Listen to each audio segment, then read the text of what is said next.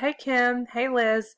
I'm going to show you the way that I make breakout rooms for the IA testing because the kids have to all be in individual breakout rooms. So I'm going to go ahead and load the PowerPoint into the room here.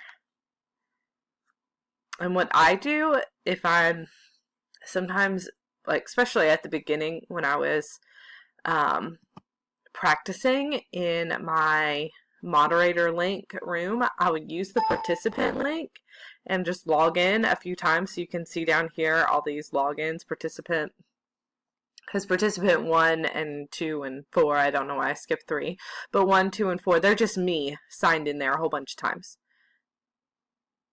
Oh, sorry, I opened the PowerPoint. I didn't go to load the PowerPoint. That doesn't make any sense. Let me load the PowerPoint. Sorry, guys.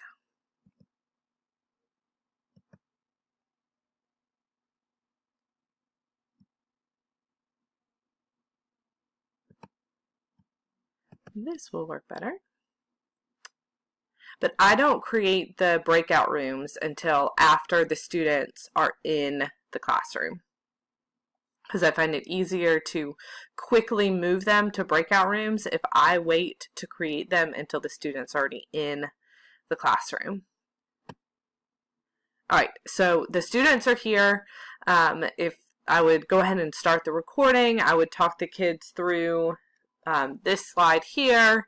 I would move to the slide that has all the directions about logging in and everything, and I would review all of this with the students while they're all in the main room. I'd ask them if they have any questions, and then I would be ready to send them off to their breakout rooms. And I do this pretty quickly because you want to get them testing as quickly as possible. And then from here, I just tell them, all right, give me a second. I'm going to move you all to individual breakout rooms. Once you get in there, the screen's going to be blank for just a moment, but I will load this slide into the breakout room.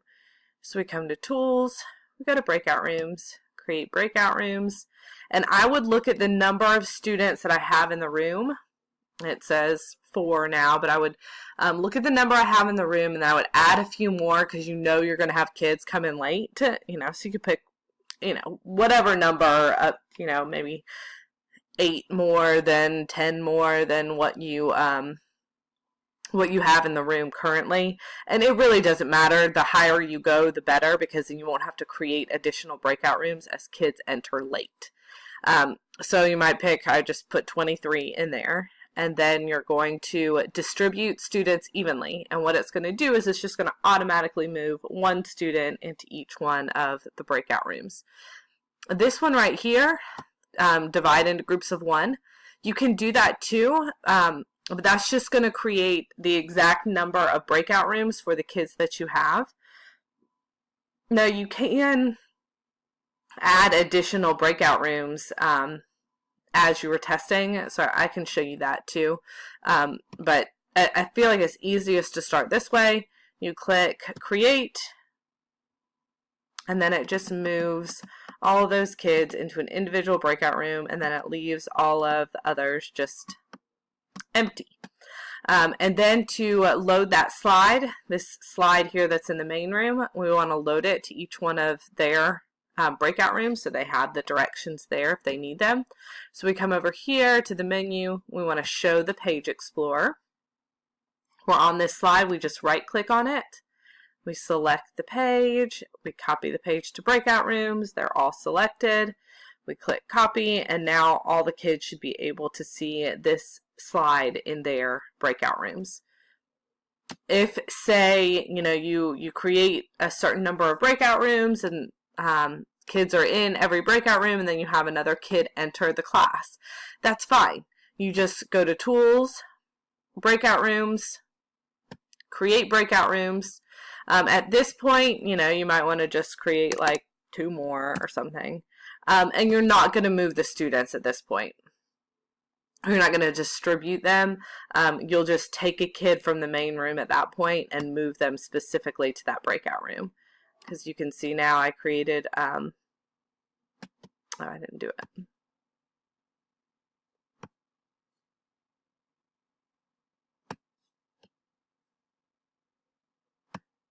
You're going to have to change the name because we already have a room 1 and room 2. So we'd have to change the name to, you know, the room.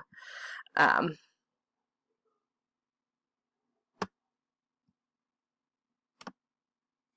it puts them down here. And then if you have a kid, so you have a kid, let's say, we'll return him to the main room. So you have a kid who logs in late and needs to go to a breakout room. You just say, all right, Mr. 2, I'm going to move you to a breakout room. You can do it 2 ways. You can right click beside the kid's name. But you have to look and see which rooms are empty first before you do that. So you'd have to look down there and say, okay, I want to send him to room 1, and then you can send him to that room. Okay.